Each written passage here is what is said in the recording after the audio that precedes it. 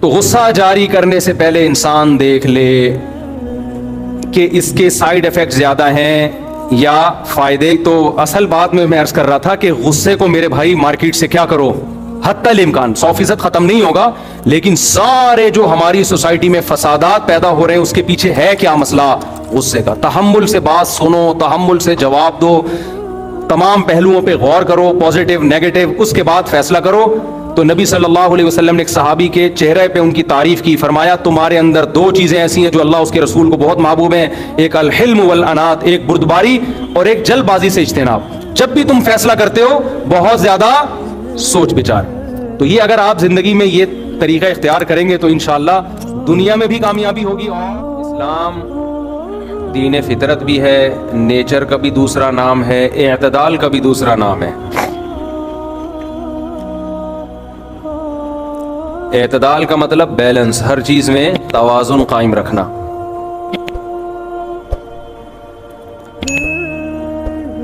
حقوق کی ادائیگی میں بھی توازن ہو, اللہ نے آپ کو جو قوتیں دی ہیں ان قوتوں میں بھی توازن ہو. اللہ نے انسان کو کچھ قوتیں دی ہیں,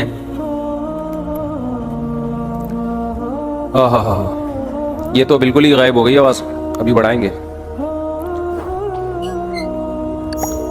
اللہ تعالیٰ نے انسان کو کچھ قوتیں دی ہیں, کچھ طاقتیں دی ہیں, جس کی وجہ سے انسان دنیا میں کچھ کر گزرتا ہے.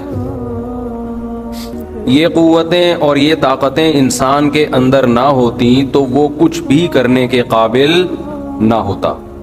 ایک بے جان لاش کی طرح اس کی زندگی ہوتی. ایک قوت کہلاتی ہے قوت غضبیہ, غضب والی قوت. ایک قوت ہے محبت, یہ بھی ایک طاقت ہے, قوت ہے. یہ وہ قوتیں ہیں جو نظر نہیں آتی, جو انسان کو محسوس ہوتی ہیں. ایک قوت اللہ نے انسان میں رکھی ہے قوت شہویہ, خواہش نفس. جیسے بھوک کی ایک قوت ہے, پیاس کی ایک قوت ہے, دل چاہتا ہے پانی پینے کا, دل چاہتا ہے کھانا کھانے کا, دل چاہتا ہے انسان میں اپنی جنسی خواہش پوری کرنے کا. یہ خواہشات بھی اللہ کی طرف سے انسان میں رکھی گئی ہیں. ان کو کہا جاتا ہے قوت شہوانیہ.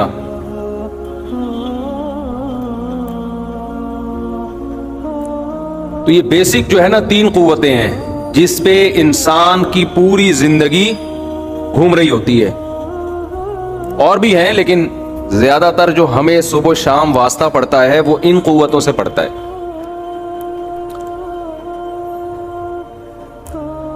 اگر کسی شخص میں یہ قوتیں ہی نہ ہو تو اس کی زندگی پھیکی. اگر آپ میں غصہ ہی ختم ہو جائے تو بھی آپ کی زندگی پھیکی ہو جائے گی, لوگ آپ کو کھا جائیں گے. ہر شخص آپ کے حقوق کا جو خیال کرتا ہے وہ اس لیے کرتا ہے کہ اسے پتا ہے کہ اگر میں نے سامنے والے کے ساتھ ناانصافی کی تو ایک حد تک یہ برداشت کرے گا, اس کے بعد اس کو غصہ آنا شروع ہو جائے گا. تو غصے کے ڈر سے سامنے والا تھوڑا سا ریزرو رہتا ہے. اچھا, تو سب سے پہلی جو انسان کی قوت ہے نا وہ ہے قوت غضبیہ. پہلی تو نہیں ہے لیکن میں نے اس کو پہلا نمبر دیا اہمیت کی وجہ سے. قوت غضبیہ اگر بالکل ختم ہو جائے تو انسان کسی کام کا نہیں رہتا. سوسائٹی اور معاشرہ اسے کچا چبا کے کھا جاتا ہے. آپ کا بیوی پہ روب ہونے کے لیے تھوڑا سا آپ کے اندر غصے کا ہونا بولو ضروری. آپ بیوی کے حقوق ادا کریں گے, اس کے لیے ضروری ہے کہ سالوں کا تھوڑا سا آپ کے اوپر بولو نا روب ہو. بیگم میں بھی تھوڑا سا غصہ ہو.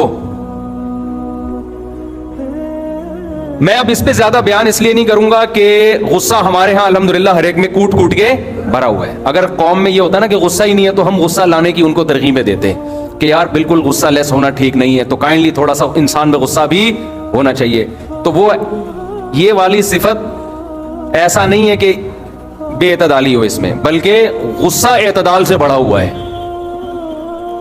سمجھ رہے ہیں کہ نہیں سمجھ رہے؟ بعض صفات ایسی ہیں ہوتی نہیں ہے نا تو پیدا کرنی پڑتی ہیں نا, بعض ایسی ہیں کہ ہیں لیکن حد سے زیادہ.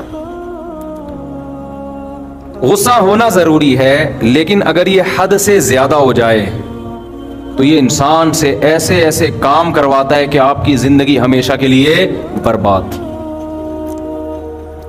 اسی وجہ سے ہمیں ایک بھی حدیث ایسی نہیں ملتی جس میں نبی صلی اللہ علیہ وسلم غصے کی ترغیب دے رہے ہوں کہ کبھی کبھار غصہ آنا چاہیے.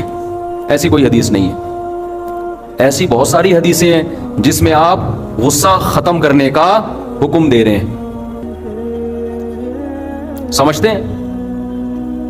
سارے مسئلے یہاں سے پیدا ہو رہے ہیں سوسائٹی میں. طلاقیں جتنی ہو رہی ہیں غصے میں پاگل, قتل جتنے ہو رہے ہیں غصے میں پاگل, میاں بیوی کے جھگڑے جتنے ہو رہے ہیں نا جس سے سر پھوڑ رہے ہیں ایک دوسرے کا غصے میں بولو پاگل, کمیٹیوں کے آپس کے اختلافات غصے میں پاگل, دفتروں میں جھگڑے باس غصے میں پاگل, باس نے ماتحت کو ڈانٹ دیا ماتحت غصے میں باولا ہو گیا, پاگل نہیں باولا. پاگل تو بہت ہلکی پھلکی چیز ہے, پاگل تو سبھی ہیں پاکستان میں, باولا ہو گیا پاگل سے اوپر کی چیز. ابا نے بیٹے کو ڈانٹ دیا بیٹا غصے میں پاگل ہو گیا, ماں نے بیٹی کو ڈانٹ دیا ماں بیٹی غصے میں پاگل. ہر پاگل پنے اور باولے پن کے پیچھے آپ کو کیا نظر آئے گا؟ غصہ. تو غصہ جب حد سے بڑھتا ہے تو کیا ہوتا ہے میرے بھائی؟ تباہی. حکومتی سطح پہ ہوگا صدیوں پیچھے مسلمان چلے جائیں گے. اپنی گھریلو زندگی میں ہوگا گھر ٹوٹتے ہیں اس سے, رشتے ٹوٹتے ہیں اس سے. اسی وجہ سے رسول اللہ صلی اللہ علیہ وسلم کے پاس ایک صحابی آئے, عرض کیا یا رسول اللہ مجھے کوئی نصیحت کیجئے. آپ نے فرمایا لا تغضب, غصہ مت کرو. کیا مطلب؟ کیا کرو پھر؟ غصے پہ کنٹرول کرو, پھر سوچ بچار کے فیصلہ کرو, تمام پہلوؤں کو سامنے رکھ کے. غصے میں فیصلہ نہیں کرو. نبی صلی اللہ علیہ وسلم نے ایک صحابی کو دیکھا, دیکھیں ہر برائی کی ایک الٹ ہوتی ہے نا, ضد ہوتی ہے. ارے کنجوسی ہے نا, ایک برائی ہے نا کنجوس ہونا, اس کے اپوزٹ کیا ہے؟ سخاوت ہے نا. بولیں گے تو پتہ چلے گا نا یار, بولیں گے بھائی سخاوت اس کی الٹ ہے نا. بزدلی ایک عیب ہے, اس کے الٹ کیا ہے؟ بہادری. دیکھو کچھ لوگ بزدل بھی نہیں ہوتے بہادر بھی نہیں ہوتے, نیوٹرل ہوتے ہیں, نارمل سے ہوتے ہیں. کچھ کنجوس بھی نہیں ہوتے لیکن سخی بھی نہیں ہوتے, نارمل سے ہوتے ہیں. لیکن جب کسی چیز کو ڈیفائن کرنا ہو نا اس کا الٹ, اس کی اپوزٹ پیش کر کے بتایا جاتا ہے. غصہ جو ہے نا غصہ, اس کا اپوزٹ کیا ہے؟ الحلم والاناہ, بردباری اور جلد بازی سے اجتناب. یہ غصے کا کیا ہے؟ الٹ ہے. کہ جب بھی آپ نے کوئی ڈیسیجن لینا ہو, کوئی فیصلہ کرنا ہو, غصے کو رکھو سائڈ. بیٹا ویڈیو تو نہیں بنا رہے, غصے کو آپ کیا رکھو سائڈ. جب غصہ ٹھنڈا ہو جائے پھر آپ کہو کہ اگر میں اس کے ری ایکشن میں یہ کرتا ہوں تو پھر اس کے ری ایکشن میں کیا کیا ہو سکتا ہے. سالے پہ غصہ آیا, اگر میں نے رکھ کے ایک لگا دیا, 5 انگلیاں اس کے چہرے انور پہ میں نے چھاپ دی, غصہ تو کہہ رہا ہے لگا دے. لیکن جب آپ ٹھنڈے مزاج سے سوچو گے یار 5 انگلیاں جب اس کے چھپیں گی تو اب دیکھو نتیجے میں ہو کیا سکتا ہے. اس کی انگلیوں کا سائز ناپو سب سے پہلے کہ لمبائی کس کی انگلیوں کی زیادہ ہے. سافٹنس دیکھو, آپ اپنا ہاتھ دیکھو کیسا نرم ملائم, اس کا ہاتھ دیکھو گے کھردرا. سمجھ میں آ رہی ہے بات؟ تو آپ نے کہا اگر میں نے 5 ادھر رکھی تو وہاں سے بھی 5 جب آئیں گی تو ری ایکشن جو ہے وہ ایکشن سے زیادہ. یہاں نیوٹن کا جو قانون ہے وہ بھی فیل ہو جائے گا.